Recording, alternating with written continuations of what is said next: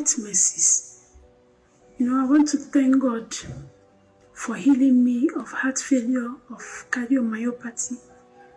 At the beginning of this year, I've been on the fire altar for a long time, so I was actually looking forward to the 21 days fast, preparing to partake in it.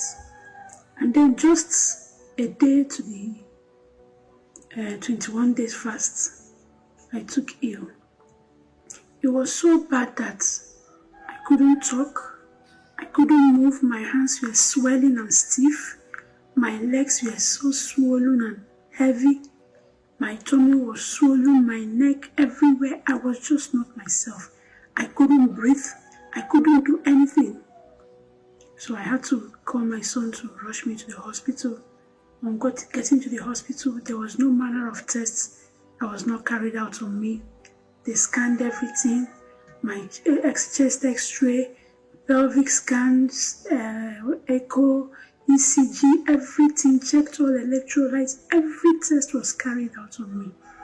And then at the point they were saying is arrhythmia, abnormal heart rhythm, cardiomyopathy, but the bottom line is that they diagnosed heart failure. As if that was not enough, after 2 days I was moved into the ICU, and that was all I could remember. But I remember before I was moved to the ICU, as soon as I got to the hospital, I started playing the mercy prayer, the very first mercy prayer of this year.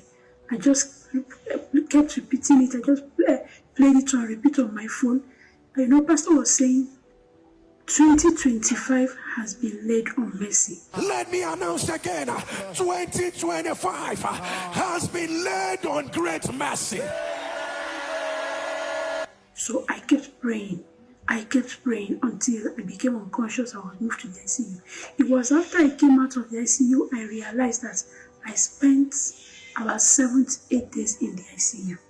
I didn't know myself, but the mercies of God kept me. It also pays to have your loved ones, to have your siblings on this altar. I want to thank my siblings who were praying tirelessly for me. And then on the 12th of January, then I had come back to consciousness, but I was still in the ICU. I had to beg them to, let me have my phone, because I remember that day was a Sunday. So I said, please, I want to join Streams of Joy service. And they brought my phone for me. And I joined the first service. And when Papa came up, he started praying. At a point, he said, there's somebody in the ICU. It is reversed. He reversed it. There is help coming for anyone in the ICU. Anyone in the ICU. Anyone in the ICU. By the help of God, let there be a recovery. I just knew it was me. Few minutes or seconds later, he now said, there's somebody who had a goiter surgery some time back and some organs were removed. He said it is reversed. I don't know who you are. You went for goiter operation and they damaged some things as a result of that goiter operation.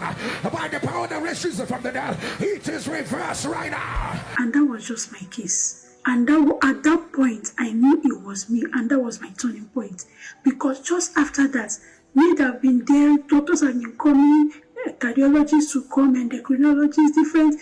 All of a sudden, everybody was on their toes. This woman has to leave the ICU. She's okay. She can move to the ward. And under 24 hours, I left the ICU.